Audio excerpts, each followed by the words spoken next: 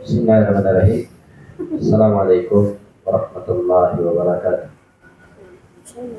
Alhamdulillahirabbil alamin. Wal aqibatu lil muttaqin. Wala udwana illa 'alal zalimin. Asyhadu an la ilaha illallah wahdahu la syarika lah. Wa asyhadu anna Muhammadan 'abduhu wa rasuluh. Sallallahu alaihi wa ala alihi wa sallam tasliman katsira. Amma ba'd. Kaum muslimin dan muslimat, ikhwah wal akhwat rahimani wa rahimakumullah. Alhamdulillah, kita senantiasa bersyukur dan memuji Allah Subhanahu wa taala. Kesempatan sore hari ini dengan izin dan kemudahan dari Allah Subhanahu wa taala, kembali kita melanjutkan kajian kita dengan membahas kitab Bulughul Maram karya Al-Imam Ibnu Hajar Al-Asqalani rahimahullahu taala. Insyaallah taala kita akan memasuki hadis yang ke-26. Kata beliau, wa an Abi Samah radhiyallahu anhu qala qala an-nabiy sallallahu alaihi wasallam yusalu min baulil jariyah wa yurashu min baulil ghulam. Akhrajahu Abu Dawud wa Nasa'i wa sahhahu al-Hakim. Dari Abu Samah radhiyallahu anhu, beliau berkata, Nabi sallallahu alaihi wasallam bersabda, yusalu min baulil jariyah, kencing anak perempuan atau bayi perempuan itu dicuci. Wa yurashu min baulil ghulam, dan kencing bayi laki-laki itu dipercikkan saja. Hadis ini diriwayatkan oleh Imam Abu Dawud, An-Nasa'i dan disahihkan oleh Al-Imam Al-Hakim. Jamaah yang dimuliakan oleh Allah Subhanahu wa taala.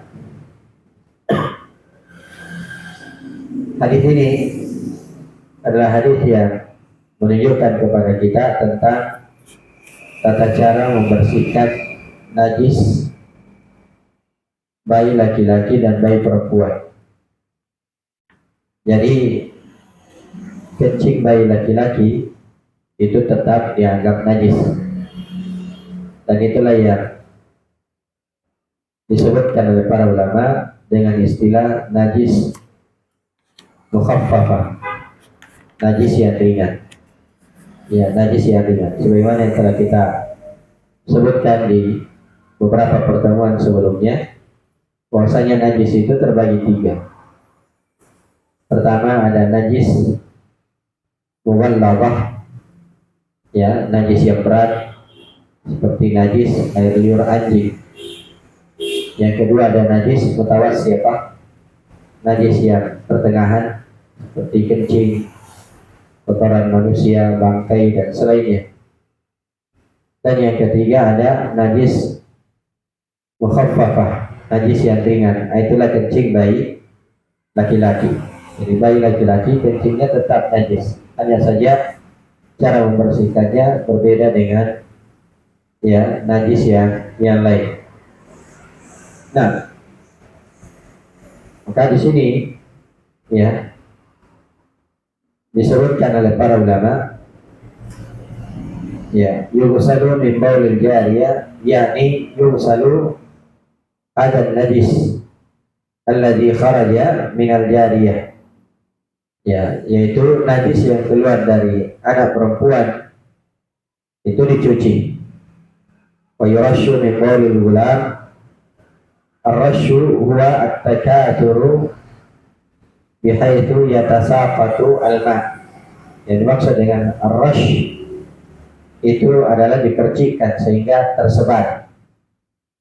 Ya, tersebar. Nah, itu mana ar-rash. Kemudian sabda Nabi sallallahu alaihi wasallam yusalu min baulil jariyah wa yurashu min baulil gulam. Hadza yadullu ala najasati baulil insan wa hadza bil ijma'. Ini menunjukkan bahwasanya kencing manusia itu adalah najis. Dan ini bil ijma', menurut kesepakatan para ulama. Ya. Fa idza kana yurashu min baulil gulami ya'ni huwa saghir wa fi lafdin alladhi lam ya'kul at-ta'am. Ya, jadi kencing bayi laki-laki itu dipercikan, dan yang dimaksud dengan bayi laki-laki di sini dalam lafaz yang lain, dalam hadis yang lain itu adalah alladzi lam ya'kul at-ta'am, yang belum makan makanan. Ya, yang belum makan makanan. Jadi dia hanya mengkonsumsi ASI. Ya, ini yang diperlakukan seperti dalam hadis. Adapun kalau misalnya bayi itu sudah mengkonsumsi makanan selain ASI, ya maka tidak lagi dipercikkan. Ya, tidak lagi dipercikkan. Jadi kalau bayi laki-laki saja kencingnya najis, maka tentunya orang dewasa lebih najis lagi. Nah, lebih najis lagi. Kemudian yang belum makan makanan selain ASI, tapi kalau misalnya bayi tersebut dia makan sedikit, ya mungkin dikasih madu, ya atau yang lainnya, tapi sedikit masih ASI yang mendominasi, maka itu dia masih dipercikkan, ya masih dipercikkan. Nah, tapi kalau ASI-nya yang airnya makanannya yang lain yang sudah mendominasi, maka itu tidak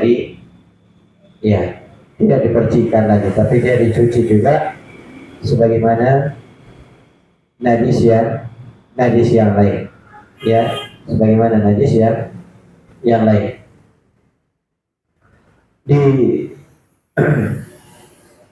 Disebutkan juga bahwasanya ada seorang bayi yang pernah kencing di pakaian Nabi SAW.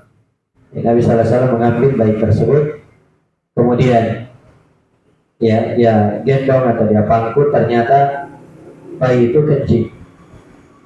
Lalu Nabi SAW hanya mengambil air sedikit lalu dipercikkan. Apa hikmahnya?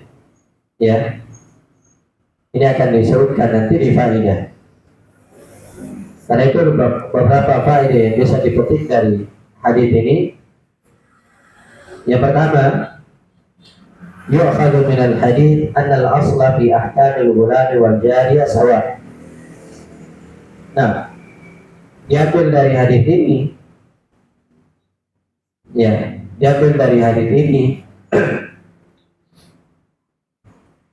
bahwasanya asal dari hukum bayi laki-laki dan bayi perempuan itu sama. Ya. Jadi asal dari bayi laki-laki dan perempuan itu sama. Fatafriqus sanati atau fatafriqus sunnati bainahuma fil baul dalilun ala anna ma adahuma baqin ala al-asl. Sunnah Nabi SAW membedakan di antara keduanya akan kencingnya, itu menunjukkan bahwasanya hukum-hukum yang lain sama. Ya, hukum-hukum yang lain sama. Karena itu, ya laki-laki dan perempuan itu sebenarnya hukumnya sama.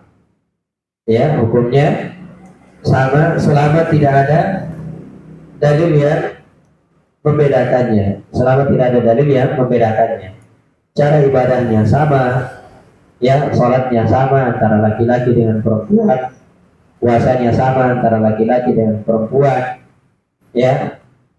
Demikian juga yang lainnya.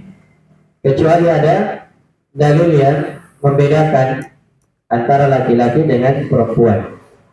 Nah, di antara hal yang membedakan antara laki-laki dan perempuan itu di 5 perkara. Ya. Pertama, masalah pembebasan budak. Yang kedua, masalah persaksian. Yang ketiga, masalah warisan. Yang keempat, masalah akikah. Dan yang kelima, masalah diyat. Ya, masalah diyat, yaitu pembayaran denda ketika membunuh. Ya, ini saja 5 perbedaan dikumpulkan dalam sebuah bait syair. Tati ala nisfi fi khamsin masailuha ma'lumatun lidawil albari wal hidati itkun syahadatun mirathun aqiqatuha thumma diyatu fahud khamsan ala nasaki. Ada 5 pembahasan di mana bagian wanita adalah setengah laki-laki. Ya, jadi ada 5 pembahasan di mana wanita mendapatkan setengah dari laki-laki.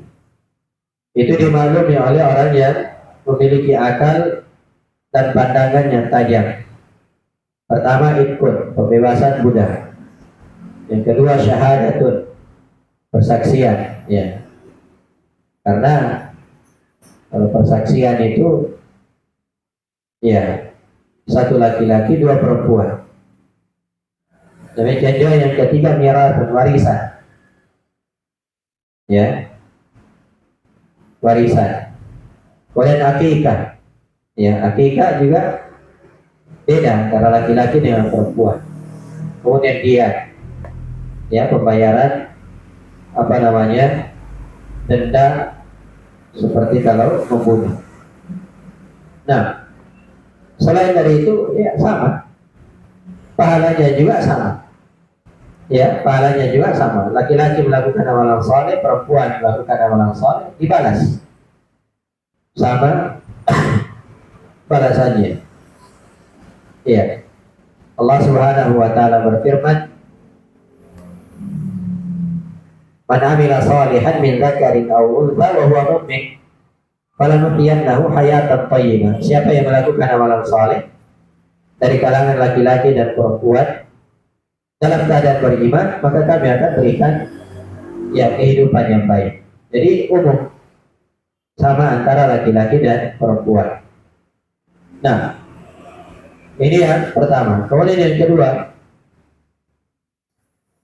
baulul binti najisun kaghairihi minan najasat walau kanat min sinni radha. Kencing bayi perempuan itu najis seperti najis yang lain, walaupun dia masih dalam keadaan disusui. Jadi walaupun disusui, maka kencingnya sama dengan najis yang lain. Najis yang lain. Karena itu yang ketiga dari faedah hadis, fayughsalu minhu thawbu wa ghairuhu idza asabah kama yughsalu min sa'irin najasat. Ya, pakaian yang terkena kencingnya, kencing bayi perempuan, ya, itu dicuci. Ya, apakah itu pakaian atau selainnya, sebagaimana najis yang lain, sebagaimana najis yang lain. Nah, kemudian yang keempat, qaulul ghulamil ladzi lam ya'kul at-ta'am bi syahwa najisun walakin najasatahu akhaffu najasatin min baulil bint. Nah, kencing bayi laki-laki yang belum makan makanan syahwat karena keinginan atau syahwat, maka juga dihukumi najis. Hanya saja najisnya lebih ringan dari najis bayi perempuan. Nah, karena itu yakfi fi tathhiri ma asabahu qaulul ghulam alladhi lam ya'kul bi syahwah rashuhu bil ma'i faqat duna ghasli.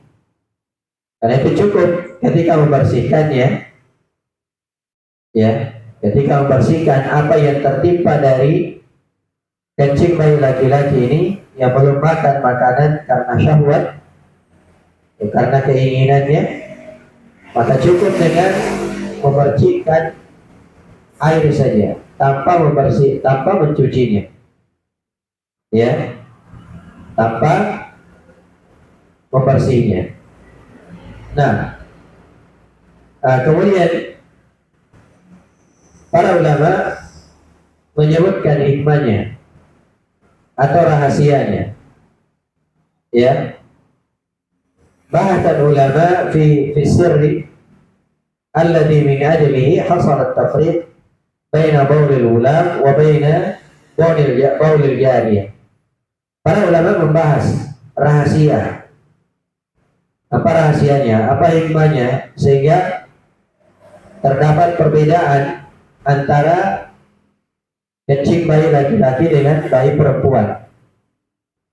Nah, kencing bayi laki-laki dan perempuan. Nah, di antaranya disebutkan bahwa, ya,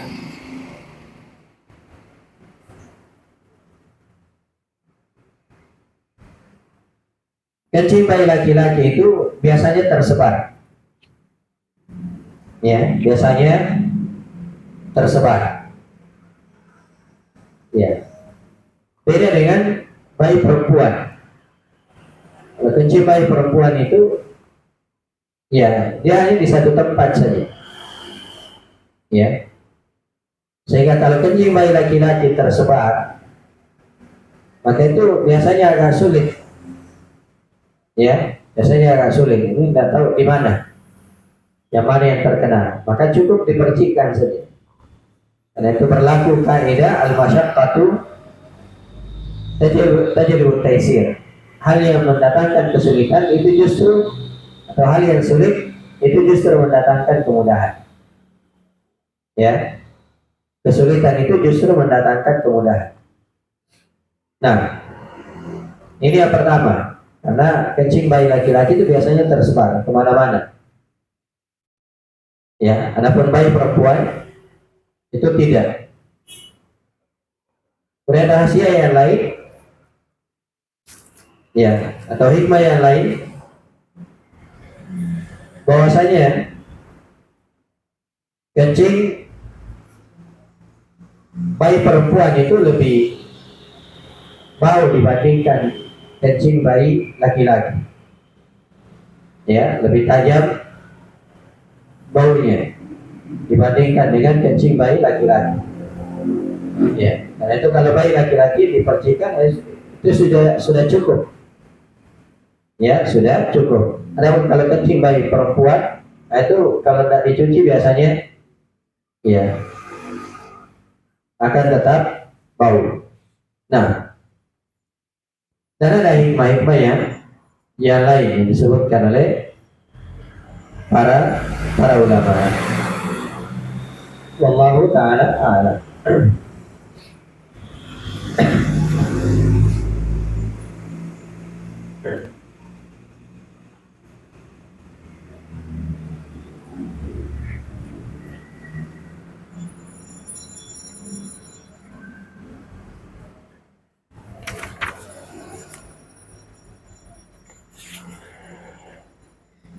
Kemudian hadis yang berikutnya, kata beliau, wa Asma binti Abi Bakar radhiyallahu anhuma anna Nabiya sallallahu alaihi wasallam qala fi damil hayd yusibu al-thawb tahuttuhu thumma takrusuhu bil ma' thumma tandahuhu thumma tusalli fihi. Muttafaqun alaih. Dari Asma binti Abi Bakar radhiyallahu anha, dari Nabi sallallahu alaihi wasallam, beliau bersabda tentang darah haid yang menimpa pakaian. tentang darah haid yang mengenai pakaian. Maka Nabi SAW bersabda, tahuttuhu, ya, tahuttuhu, engkau mengeriknya, ya. Tsumma takrusuhu bil ma', lalu engkau memerasnya dengan air, ya, menggosoknya dengan air, menggosoknya dengan air. Tsumma tantahu, kemudian engkau peras. Tsumma tusalli fi, lalu engkau salat, ya, dengan kain tersebut. Muttafaqun alaih. Hadis ini diriwayatkan oleh Imam Al-Bukhari dan Muslim.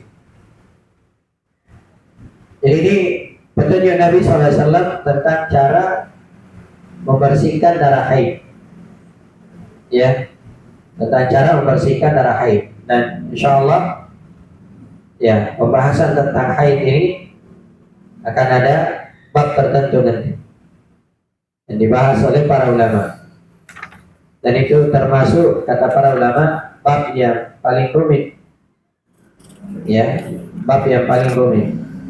Sampai Imam Ahmad mengatakan, saya mempelajari bab, ya, tentang haid itu sekitar 9 tahun, ya.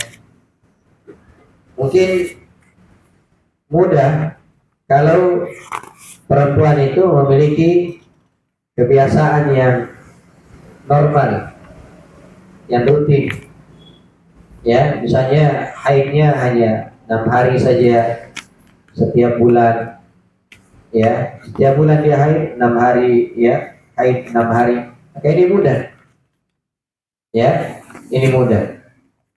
Nah, karena itu perempuan kalau dia mengalami haid itu dia lihat kebiasaannya. Kalau tidak bisa dia atau tidak punya kebiasaan, maka harus pandai membedakan, ya, darah haid dengan darah yang lain. Ya, dan itu nanti insya Allah akan ada perbedaan-perbedaan.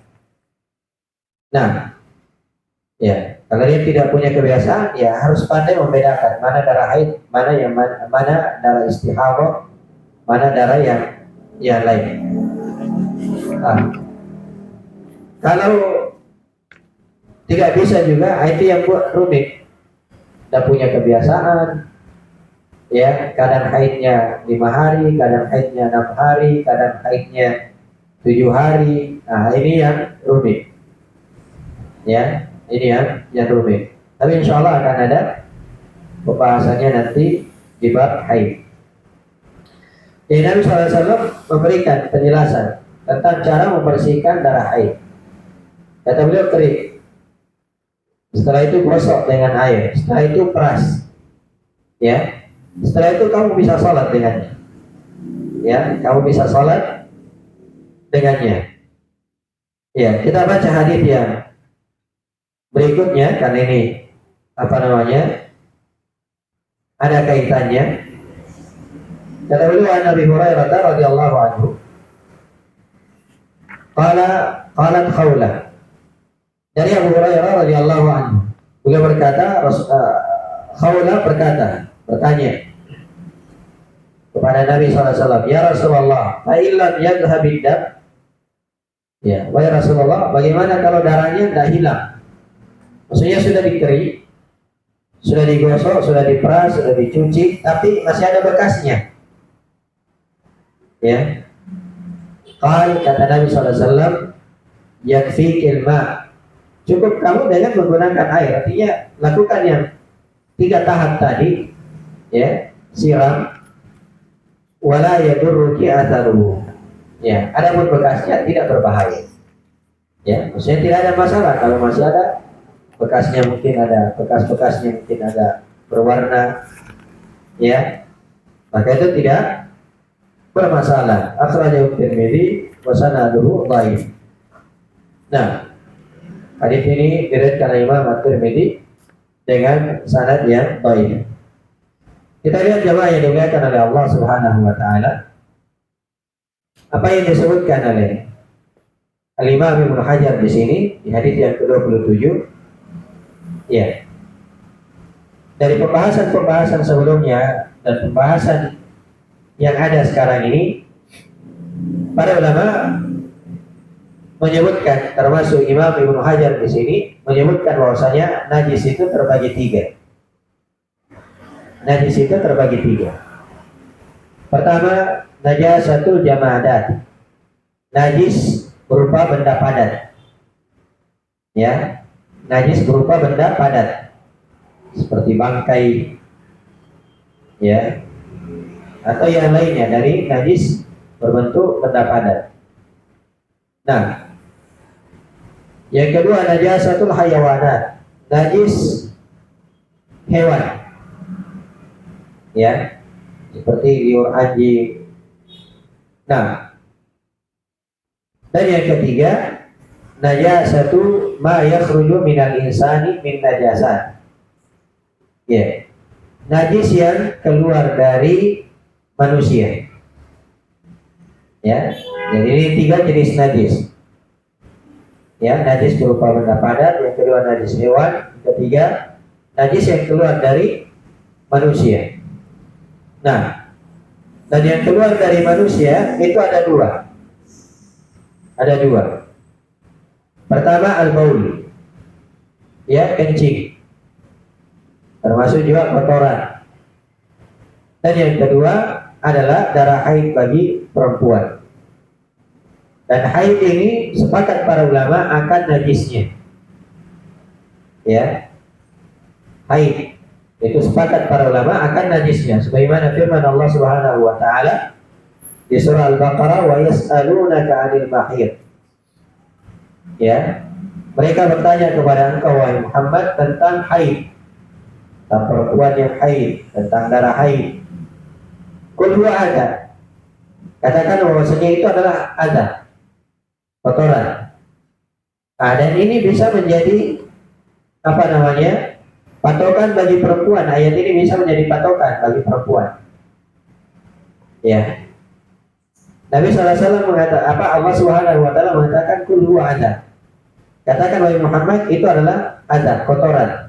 Artinya bahwa kalau perempuan itu mengalami hal tersebut, dia tinggalkan sholat. Ya. Kalau berhenti maka dia sholat, dia berpuasa. Ya, dia puasa. Nah, tinggal bagaimana cara membedakan, mengetahui ini darah haid atau bukan. Ya. Fa'tazilun nisaa fil mahid. Maka jauhilah perempuan saat dia haid. Maksudnya menjauhi di sini, ya, menjauhi di sini yaitu ya tidak boleh melakukan hubungan suami istri. Nah, itu makna menjauhi. Karena ahlul kitab, orang Yahudi dan orang Nasara, ya, itu tidak punya etika, tidak punya aturan tentang haid.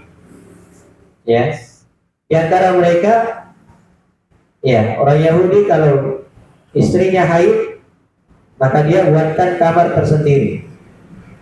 Ya, tidak makan bersama, tidak minum bersama, tidak tidur bersama. Ya, jadi betul-betul dia apa? Ya, lockdown. Ya, dia lockdown. Ya, dia jauhi. Nah, sebaliknya orang Nasara itu semuanya boleh. Ya, semuanya boleh, termasuk melakukan hubungan suami istri. Nah, Islam datang, ya, dan agama Islam itu pertengahan. Ya, sebagaimana Ahlus Sunnah itu pertengahan. Ya, Allah Subhanahu wa taala mengatakan, ya, jauhi wanita itu ketika haid. Maksudnya jauhi, jangan lakukan hubungan suami istri. Adapun makan, minum, ya, dan yang lainnya tetap bersama. Ya, tetap bersama. Kemudian kata Allah, wala taqrabuhunna hatta yatuhur. Jangan kamu dekati mereka sampai yatuhur, sampai suci. Makna yatuhurna di sini sampai dia mandi. Ya, sampai dia mandi. Nah, karena itu sepakat para ulama mengatakan bahwasanya wanita itu walaupun dia sudah suci tapi belum mandi, maka tidak boleh didatangi oleh suaminya. Ya, tidak boleh didatangi oleh suaminya. Nah, kalau dia belum bersuci, walaupun dia sudah berhenti dari haidnya, karena ayat ini tegas mengatakan jangan kamu dekati mereka hatta yatuhur, sampai mereka ya suci, maksudnya mandi. Nah, maka haid atau darah haid apabila menimpa pakaian, maka itu menjadi najis. Demikian juga kalau menimpa ya atau mengenai badan, maka itu juga menjadi najis. Maka di sini penulis rahimahullah taala membawakan hadis ini liyubayyina kaifa ya yuzadu hadzal naw' min an-najasati wa huwa al-haid. Penulis rahimahullah mendatangkan hadis ini untuk menjelaskan bagaimana menghilangkan jenis najis ini, itu haid. Ya. Wa yuzalu hadzal najis min at-thawbi bid-dalki thumma yuwada'u al-ma' 'alayhi wa yufraku marratan ukhra thumma ba'da dhalik yuskabu 'alayhi al-ma' biduni farq. Maka cara menghilangkan najis ini yang menimpa pakaian yaitu dengan digosok, dikerik, kemudian siram dengan air, lalu digosok lagi.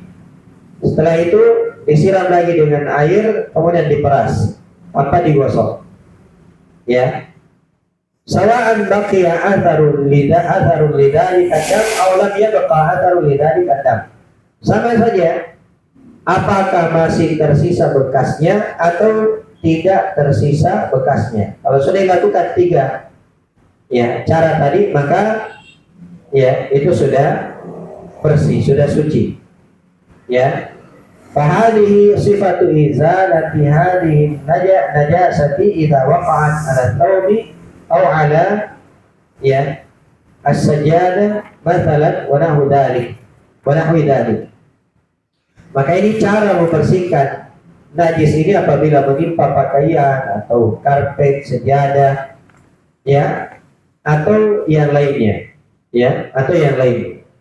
Nah, walau anna thawba waqa'a 'ala syai'in la turidu an tusalliya fihi ma yalzamu izalatuhu wa innama yakunu min babin nadhafah.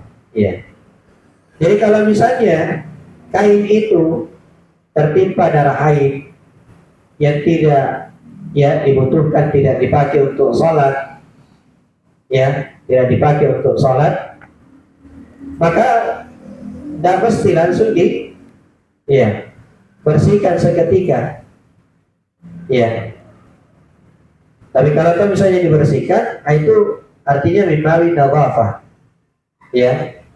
Karena tidak dipakai untuk sholat, tapi hanya untuk dibersihkan saja.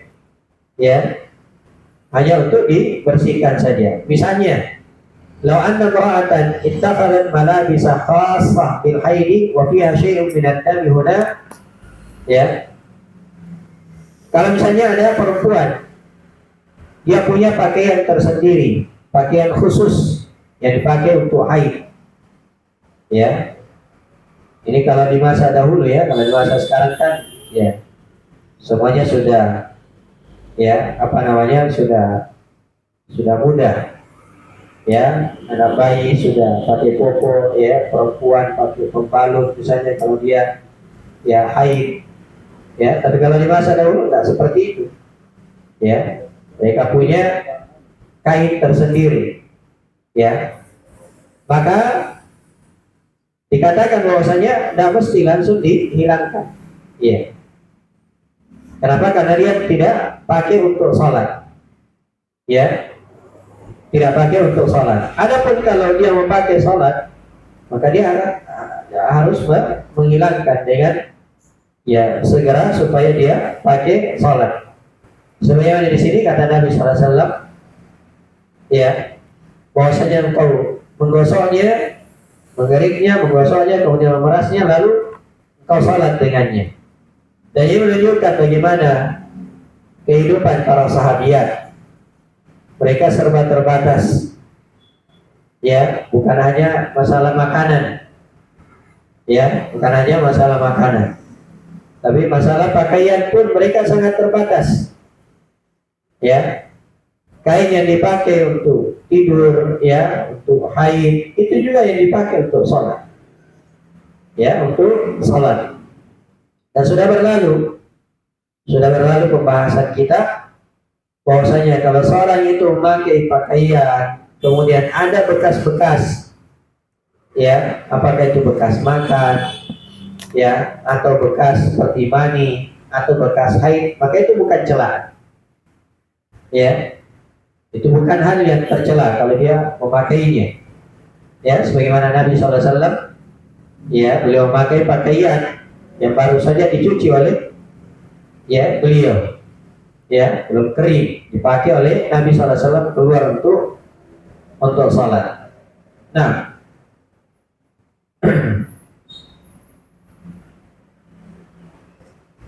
maka di dalam hadis ini terdapat beberapa faedah. Yang pertama, najasatu damil haid.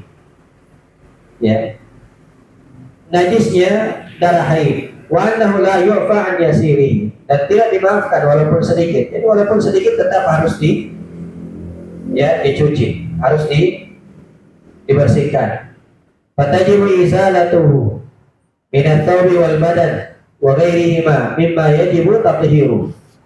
Maka wajib untuk dihilangkan dari pakaian atau badan, ya, atau yang lainnya yang wajib untuk dibersihkan. Ya, dan Nabi SAW amara biwasli, ya, karena Nabi SAW memerintahkan untuk mencucinya. Ya, Nabi SAW memerintahkan untuk mencucinya. Kemudian yang kedua, anna izalatan najasati min ats-tsawbi wal badan wal buq'ati syartun min syurutis shalah. Bahwasanya menghilangkan najis dari pakaian atau badan atau tempat itu merupakan syarat dari syarat-syarat salat. Ya. Dan yang namanya syarat itu di luar salat, di luar ibadah. Beda dengan rukun. Kalau rukun itu dia bersama dengan ibadah tersebut, menyatu dengan ibadah tersebut, seperti takbir, baca Al-Fatihah, ya, itu rukun. Tapi kalau syarat, dia di luar ibadah. Ya, seperti ini menghilangkan najis, itu syarat salat. Ya, menutup aurat, itu syarat salat. Maka harus dilakukan dulu sebelum masuk, ya, kepada ibadah tersebut. Nah, fala tasihhu sholatu ma wujudiha wal qudrati ala izalatiha. Ya, maka salat itu tidak sah kalau ada najis padahal mampu menghilangkannya. Beda kalau tidak mampu. Ya, beda kalau tidak mampu menghilangkan. Ya, misalnya sakit. Ya. Sakit. Ya. Dirawat misalnya di rumah sakit. Ya. Kemudian masuk waktu salat, ya, padahal dia sementara diketeter, ya, keluar najis, ya, maka dia harus salat sesuai dengan keadaannya, ya, harus salat sesuai dengan keadaannya. Tidak boleh dia mengatakan, wah, ini ada najis yang keluar. Ya, dia wudhu kalau dia mampu wudhu, dia bertayamum kalau tidak mampu berwudhu, dan kalau tidak mampu bertayamum pun tidak ada yang mentayamumkannya, maka dia salat sesuai dengan keadaannya. Nah, kemudian faedah dari hadis ini yang berikutnya, jawazus salati fi thawbil ladzi hadat bihi mar'ah. Bolehnya seorang itu salat di kain yang digunakan untuk haid. Ya, dengan catatan itu tadi dia lakukan 3 hal. Ya. Ya, setelah itu dia boleh sholat dengan kain tersebut. Ya, dengan kain tersebut. Fa'innahu ba'da hatti ma asabahu thumma ittiba'uhu bil ma'i sara ats-thawbu tahiran. Karena kalau dia sudah kering, ya, yang tertimpa darah haid, kemudian dia ikuti dengan air, maka pakaian itu menjadi suci, ya, menjadi suci.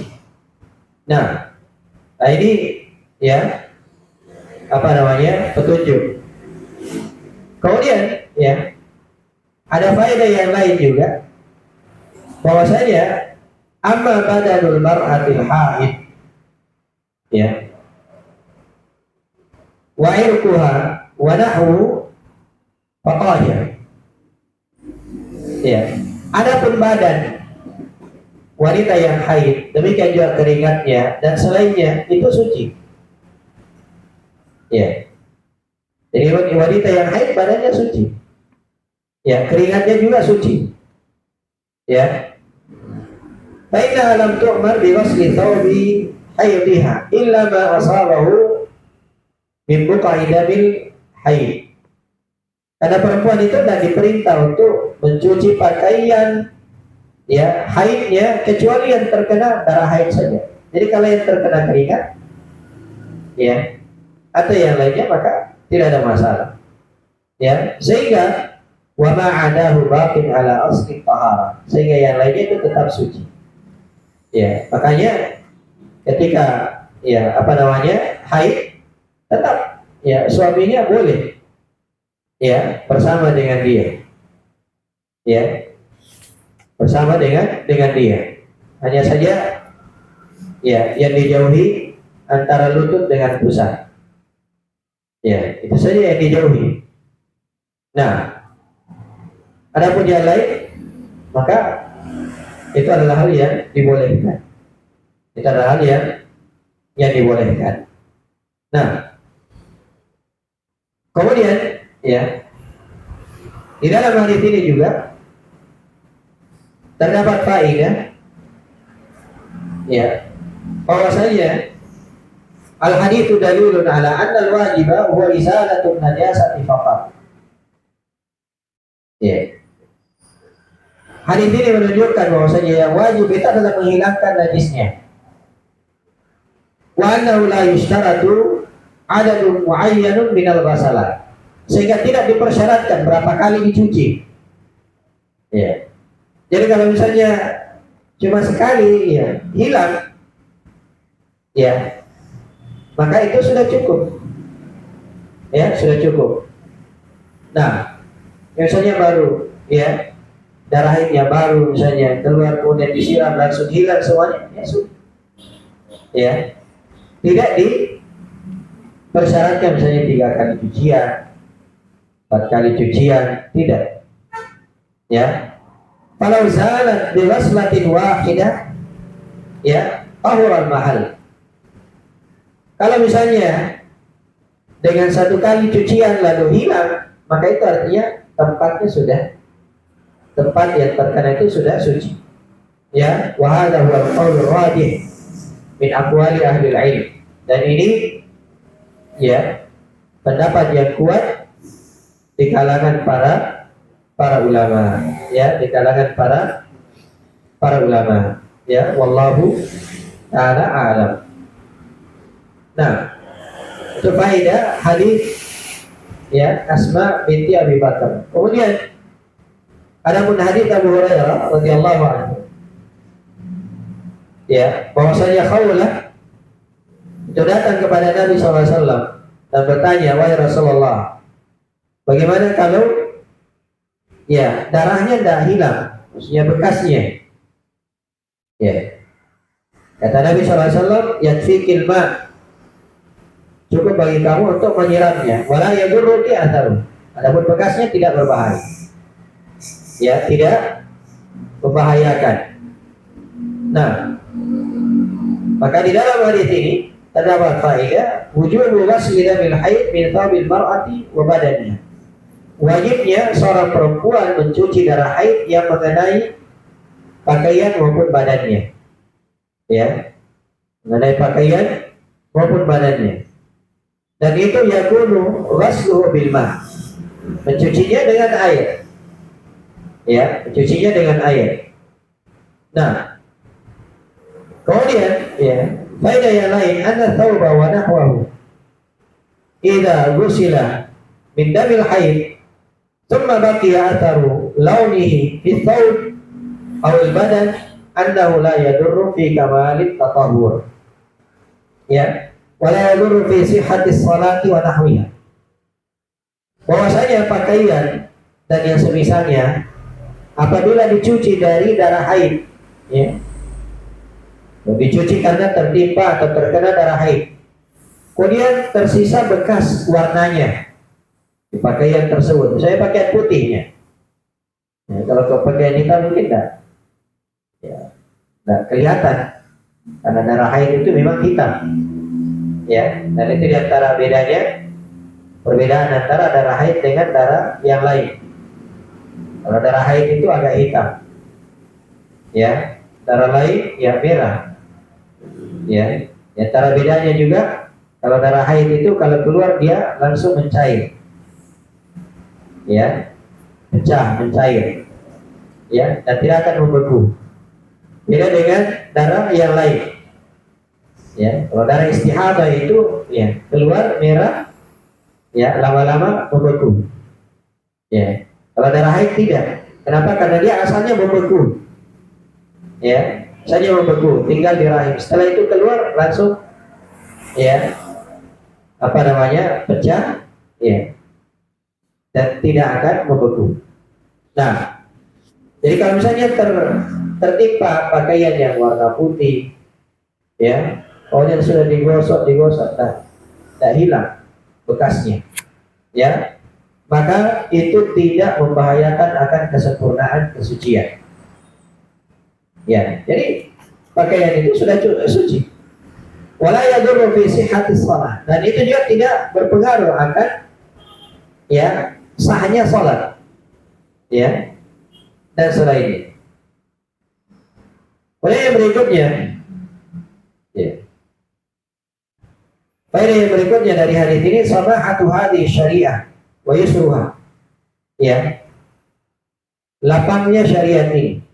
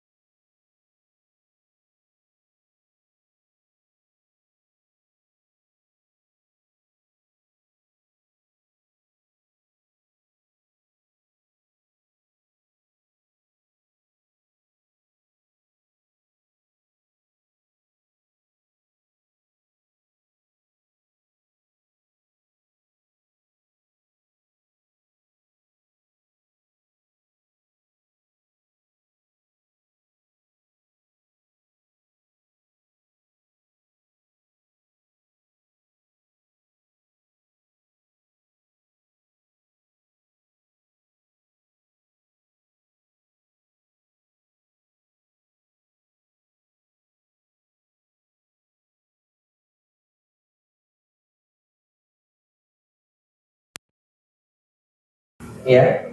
Dari hadis ini bahwasanya wanita yang haid, ya, itu hanya haidnya saja yang najis.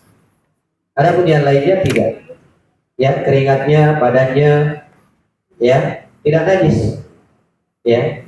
Dan itu, ya, tetap boleh makan bersama dengan wanita yang wanita yang haid, istrinya, ya, atau putrinya misalnya, ya, tetap boleh makan bersama, minum bersama, ya, bisa tidur dengan istrinya yang haid, ya, dan itu termasuk kemuliaan Islam terhadap para wanita, ya, terhadap para wanita. Kita bisa lihat tadi bagaimana, ya, ahlul kitab, ya, Orang Yahudi kalau wanitanya atau istrinya haid, ya dikurung, ya kasih kabar tersendiri.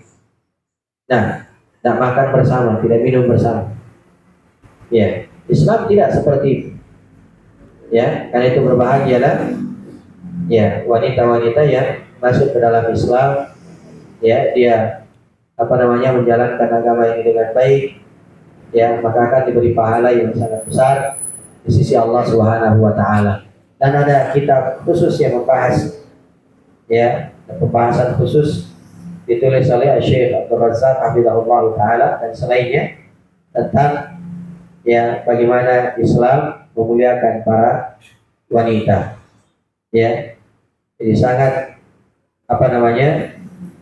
tidak tepat kalau dikatakan bahwasanya Islam itu ya mengekang para wanita. Tidak, justru Islamlah yang paling memuliakan wanita, ya yang paling memuliakan para wanita. Nah, wallahu taala alam, selesai pembahasan di bab ini. Insyaallah taala bab selanjutnya tentang masalah wudu, ya tentang masalah wudu. Insyaallah kita ambil di pertemuan yang akan datang dengan izin Allah Subhanahu wa taala.